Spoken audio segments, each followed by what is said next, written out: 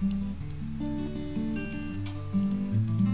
this video, we'll be making a simple wooden bench with tools common to many households. It'll have a painted and distressed base with a reclaimed oak top. Let's get started. The bench is 17 inches tall, so I start by cutting 16-inch long pieces out of some 1x6 decking boards. The actual dimensions are 1 inch thick by 5.5 inches wide. And then I run them each one over the joiner, just joining one edge, and that's where they'll be glued up. So you want to make sure that at least one edge on each 16-inch long decking board is nice and straight. Next, I covered up my bench using some brown craft paper or construction paper. You can buy these in rolls at Lowe's or Home Depot, and I'm sure other stores. Next, I got some pipe clamps and then applied glue to the joined edge and smeared it around. And you just want to make sure you got plenty of glue on there. And just clamp those up. And I'll be making 2 benches, so I need to make 4 legs total. Next up was choosing the right boards for the seat. The particular bench that I'm making is going to a customer and to match a table that I already made, and it has an oak top, so it'll also have oak seats. And I've got all my wood stored up just a little ways away from my shop, and just in different stickered stacks according to wood type and length and width and whatnot, just to keep it all organized and have it all covered up with tin. So I went up there and chose 4 good boards that I could use for that. One of them's already in my truck, so this is me just grabbing the last 3. And got these all loaded up for a short drive back to my shop.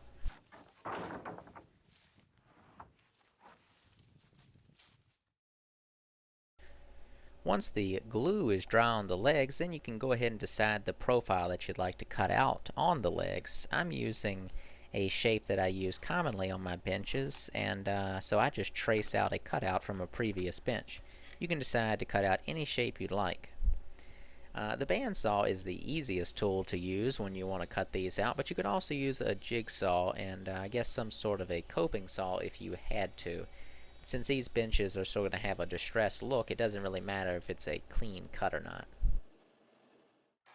For the apron or rail of the bench, I cut a 60-inch long piece of the decking board and ripped it in half. That makes it about 2 3/4 inches wide.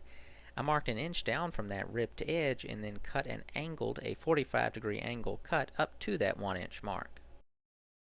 And for those of you out there who are looking to get a saw in the near future, the DeWalt sliding miter saw is what I'm using, obviously, and I've had it for 3-4 years and I've been very happy with it. Well, up next is getting the little notches cut out in the legs to accept the apron or skirt board, whatever you'd like to call it. The first step is just flipping up your apron board, marking the height out on the leg, and then mark out the thickness of the apron board. And then that will give you your layout marks that you need to cut out.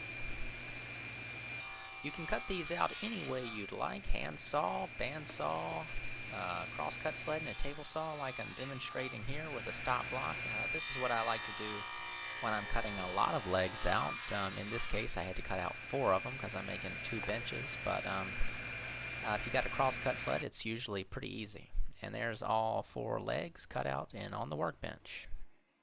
The next piece you cut out is as long as the space between the notches that hold the aprons, and this little piece will be attached in an L fashion to the legs at the top, and this is what helps attach it to the aprons and attach the legs to the underside of the bench seat. The next step is to mark out where you'll attach this piece to the leg and drill some pilot/countersink holes across the leg in between the top and that pencil line. To screw the 2 parts together, I use 1 5/8 inch drywall screws. Apply wood glue to both parts and then just screw the 2 parts together.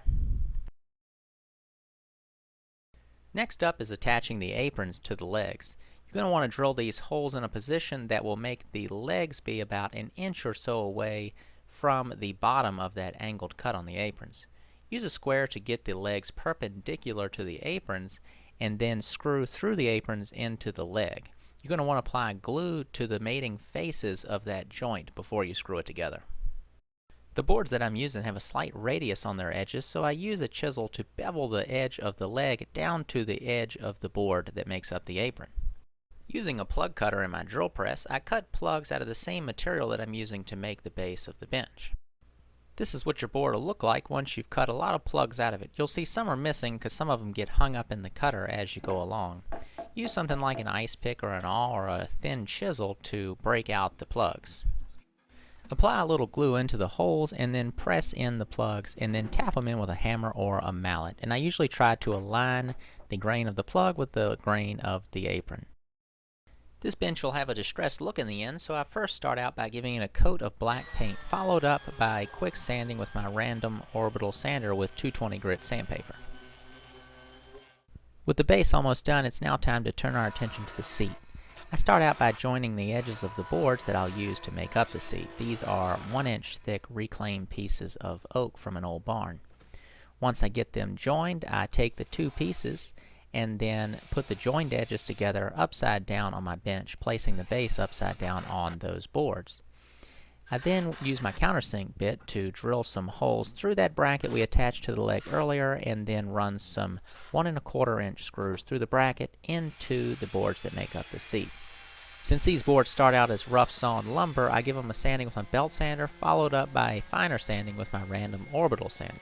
I use a Minwax polyacrylic finish because I like that it's water-based and I don't need any paint thinner, mineral spirits to clean up my brushes afterwards. I just rinse them off in the sink and I'm done. The other benefit is it dries pretty quick, allowing me to follow it up with a sanding which really smooths out the grain of the wood, and then I follow it up with its final coat of finish.